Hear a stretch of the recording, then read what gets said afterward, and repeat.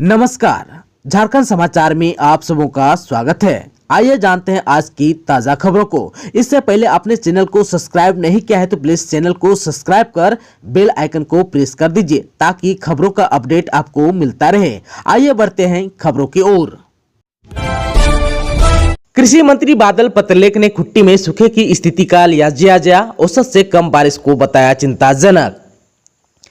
कृषि मंत्री बादल पत्रलेख ने खुट्टी में सूखे की स्थिति का जायजा लिया। खुट्टी मुरहू पथ के पास स्थित खेतों का निरीक्षण कर खेती की स्थिति की जानकारी ली। उन्होंने देखा कि अब तक कहीं भी रोपाई शुरू नहीं हुआ है। उन्होंने उपायुक्त से फोन कर कहा कि जिले में वर्षपात और कृषि की रिपोर्ट सही नहीं मिल रही है। उन्होंने रिपोर्ट पर उपायुक्त को संवेदनशील होकर नजर रखने के लिए कहा है, जिससे किसानों को लाभ पहुंचाया जा सके। पत्रकारों से बातचीत करते हुए कृषि मंत्री बादल पत्रलेख ने कहा कि राज्य के साथ साथ खुट्टी की स्थिति सुखाड़ की ओर जा रहा है। औसत वर्षा से 46% कम बारिश हुई है। यह चिंता का विषय है। 15 अगस्त तक धान रोपाई का समय है। अभी तक एक भी खेत में धान की रोपाई नहीं दिख रही है। उन्होंने मौके पर बताया कि वैकल्पिक उपाय को लेकर उच्च स्तरीय बैठक भी किया गया है, जिसमें विषम परिस्थिति में किसानों की मदद को लेकर सुझाव आए हैं। झारखंड राज्य फसल राहत योजना के तहत फसल रोपाई में किसानों को मुआवजा दिया जाएगा। योजना के तहत किसानों को राज्य सरकार सीधे राशि देगी।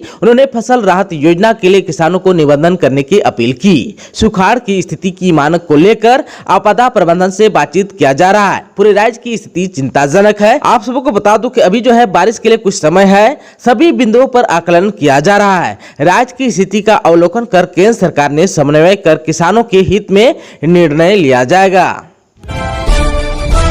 सुप्रीम कोर्ट में छठी जेपीएससी मामले में आज भी होगी सुनवाई। जानिए अदालत ने क्या कहा।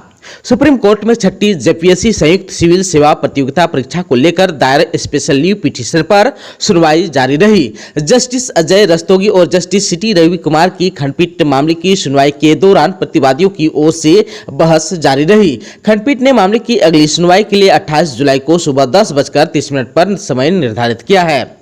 इससे पूर्व प्रतिवादी की ओर से वरीय अधिवक्ता गोपाल शंकर नारायण ने कहा कि वर्ष 2018 में झारखंड हाईकोर्ट ने जॉय गुड़िया के मामले में जो फैसला दिया था वह आज भी मान्य है। उसमें जेपीएससी ने स्पष्ट स्टैंड लिया था कि अभ्यर्थी को प्रत्येक पेपर में पास होना जरूरी है। हाईकोर्ट के एकल पीठ के फैसले की जानकारी आयोग और अभ्यर्थी को भी थी। इस फैसले को किसी भी पक्ष ने चुनौती नहीं दी थी। श्री नारायण ने सुप्रीम कोर्ट के फैसले का उदाहरण देते हुए कहा कि छठी जेपीएससी के विज्ञापन और नियमावली के अनुसार अभ्यर्थी को सभी पेपर में न्यूनतम पास मार्क लाना जरूरी है। क्वालिफाइंग पेपर का मार्क्स मुख्य परीक्षा में जोड़ना गलत है। सीएम हेमंत ने 5 जिले के 7,978 परिवार को 7,198.82 एकड़ से अधिक भूमि में फलदार पौधा लगाने का दिया है लक्ष्य।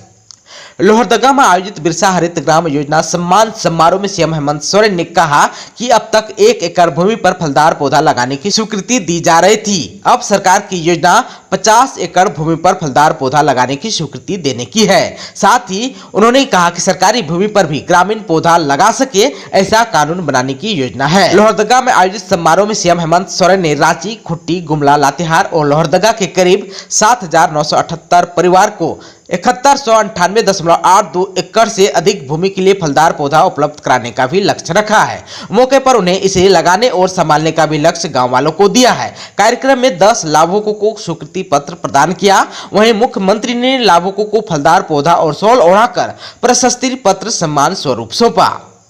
मुख्यमंत्री हेमंत सोरेन ने कहा कि इस योजना के तहत 2.5 वर्षों में 77,000 लाभुकों के 67,000 एकड़ भूमि पर 75 लाख फलदार पौधे लगाए गए हैं। वहीं उन्होंने यह भी कहा कि सरकार की हर छोटी बड़ी योजना का आप तक लाभ पहुंच रहा है या नहीं, इसकी जानकारी लेने के लिए मैं खुद अलग अलग जिलों में जा रहा हूं।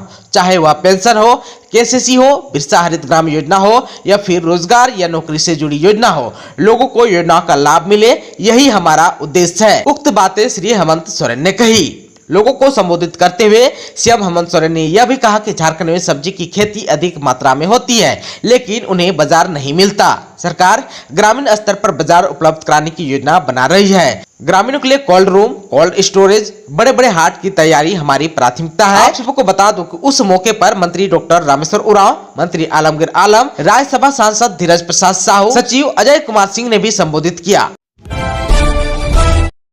गढ़वा के मरीज में मंकी पॉक्स की आशंका, सैंपल जांच के लिए भेजा जाएगा पुणे। गढ़वा सदर अस्पताल के आईसीयू में इलाजरत मंकी पॉक्स के 8 वर्षीय संदिग्ध बच्ची का सैंपल लिया गया।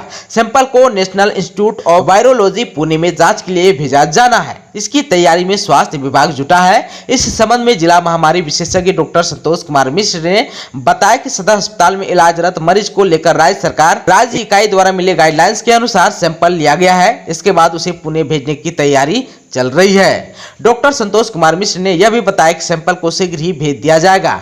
डॉक्टर मिश्र की निगरानी में सदर अस्पताल की लैब टेक्नीशियन ने मरीज का सैंपल लिया। इसके तहत मरीज के 6 तरह के सैंपल लिए गए हैं। इनमें नाक, गला और शरीर पर बने चकते या घाव का स्वाब, ब्लड सीरम, ब्लड के नमूने तथा यूरिन का सैंपल लिया गया। इन सभी को सुरक्षित तरीके से पुणे भेजा जाएगा। जांच रिपोर्ट के आने के बाद ही स्पष्ट हो पाएगा कि मरीज को क्या हुआ है। पलामू के हरिहरगंज में बस और बाइक की भिड़ंत, बाइक सवार 3 लोगों की हुई दर्दनाक मौत। पलामू थाना क्षेत्र के ढाप चौकटवा मोड़ के समीप NH 98 पर शाम को यात्री बस ने विपरीत दिशा से आ रही पल्सर बाइक को टक्कर मार दी। इस हादसे में बाइक पर सवार 3 युवकों की मौत हो गई।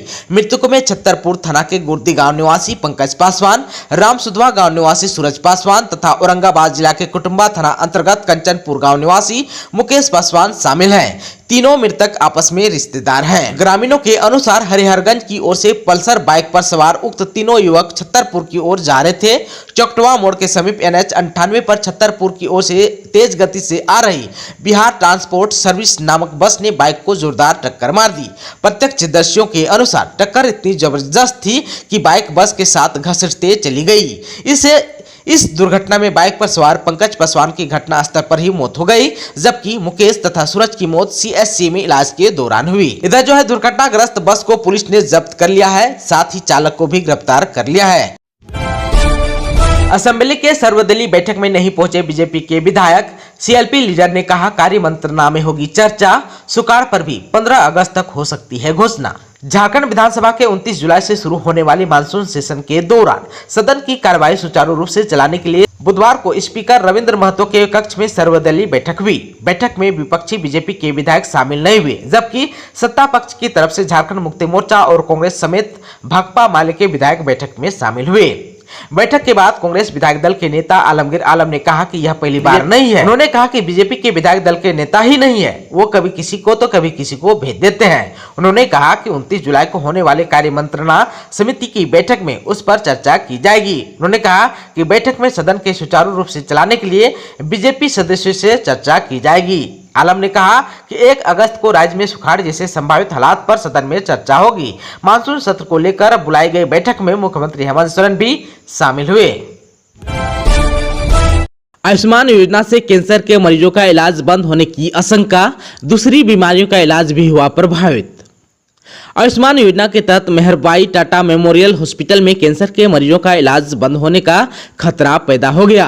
यह स्थिति भुगतान में अत्यधिक देरी होने की वजह से पैदा हुई, जबकि टाटा ट्रस्ट सामाजिक सुरक्षा के लिए राज्य सरकार को हर साल 25 करोड़ रुपए देता है। भुगतान में देरी के कारण राज्य के विभिन्न क्षेत्रों में योजना के तहत दूसरे मरीजों का इलाज भी प्रभावित हो रहा है।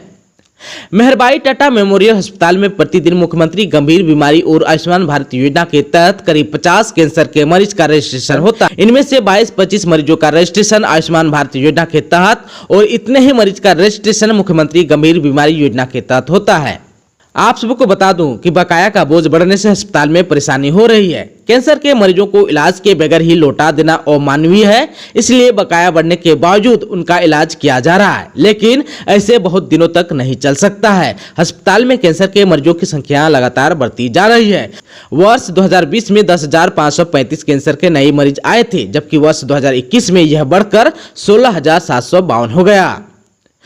आयुष्मान के तहत समय पर भुगतान नहीं होने से योजना के तहत दूसरी बीमारी का भी इलाज प्रभावित हुआ है। पारस अस्पताल के राकेश चौबे ने योजना के तहत इलाज बंद किए जाने की बात कही। उनका कहना है कि इलाज मद का 20 लाख रुपए बकाया है। दवा सहित अन्य सामग्री अधिकतम 1 महीने के उधार पर मिलते हैं। ऐसे में अब योजना के तहत इलाज कर पाना संभव नहीं है। वहीं गोड्डा के रेनबो हॉस्पिटल का भी कहना है कि करीब 300 मरीजों का इलाज किया, लेकिन अब भुगतान नहीं मिलने की स्थिति में योजना के तहत इलाज बंद कर देंगे। आप सबको बता दो कि राज्य के लगभग सभी जिलों के अस्पताल समय पर भुगतान नहीं होने से परेशान हैं। हजारीबाग में 1 अगस्त से सुब्रतो कप फुटबॉल टूर्नामेंट 7 जिलों से 21 टीमों के खिलाड़ी दिखाएंगे हुनर। वर्ष 2022-23 के लिए उत्तरी छोटा नागपुर प्रमंडलीय स्तरीय सुब्रतो कप फुटबॉल टूर्नामेंट का फाइनल मुकाबला 1 से 4 अगस्त के बीच हजारीबाग के करजन ग्राउंड मैदान में खेला जाएगा। इसमें 2 विजयी टीम का चयन राज्य स्तर पर होगा। प्रतियोगिता के सफल संचालन को लेकर जिला खेल विभाग की ओर से तैयारी अंतिम चरण में है। 4 दिवसीय फुटबॉल टूर्नामेंट में उत्तरी छोटा नागपुर प्रमंडल के सभी 7 जिले यानी कि चतरा, कोडरमा, गिरिडीह, रामगढ़, बोकारो, धनबाद एवं हजारीबाग से 3-3 मिलाकर 21 टीम भाग लेगी। खिलाड़ियों को ठहरने और उनके खाने की भी व्यवस्था किया गया है। प्रतियोगिता में बालक एवं बालिका दोनों वर्ग के खिलाड़ी शामिल होंगे। अपने अपने जिला स्तर पर अंडर 14 बालक एवं अंडर 17 बालक बालिका में विजयी रही टीमें प्रमंडलीय स्तरीय फाइनल मुकाबला में भाग लेंगी।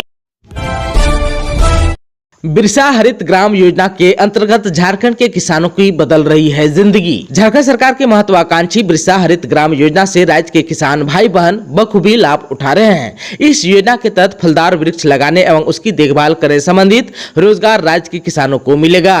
वहीं प्रत्येक परिवार को 50,000 रुपए की निश्चित वार्षिक आमदनी होगी। इस योजना से राज्य में 5-5 करोड़ पौधों का रोपण करने का लक्ष्य निर्धारित किया गया है। इस योजना की शुरुआत किसानों की आय बढ़ाने के मकसद से किया गया है। इसमें मनरेगा योजना को भी जोड़ा गया है। वर्ष 2020 में शुरू हुए इस योजना के तहत आम, अमरूद, नींबू के साथ मिश्रित फल की बागवानी की जाती है। वित्त वर्ष 2020-21 में 387 एकड़ भूमि में बागवानी की गई है। फलदार पौधों के साथ साथ अपने खेतों में अनाज और सब्जी को भी उपजाने पर जोर दिया गया है ताकि पौधों को पर्याप्त मात्रा में पानी और पौष्टिक तत्व मिल सके। इस योजना के तहत किसान भाई बहनों के अलावा बुजुर्ग और विधवा महिलाओं को प्राथमिकता दी जा रही है। बुजुर्ग और विधवा महिलाओं को प्राथमिकता देने का उद्देश्य उन्हें रोजगार से जोड़ा जा सके। इस योजना के जरिए राज्य सरकार सड़क किनारे, सरकारी भूमि, व्यक्तिगत और गैर मजरूआ भूमि पर फलदार पौधा लगाने के लिए ग्रामीणों को प्रोत्साहित कर रही है। इन पौधों की देखभाल की जिम्मेवारी ग्रामीणों को होगी। अगले 5 साल तक पौधों को सुरक्षित रखने के लिए सहयोग मिलेगा।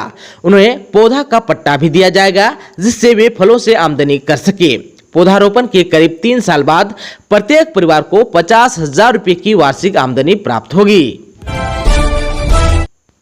दोस्तों, अभी तक आपने चैनल को सब्सक्राइब नहीं किया है तो प्लीज चैनल को सब्सक्राइब कर बेल आइकन को प्रेस कर दीजिए ताकि खबरों का अपडेट आपको मिलता रहे। इसके साथ ही आज की खबरों में बस इतना ही। हमें दीजिए इजाजत। नमस्कार।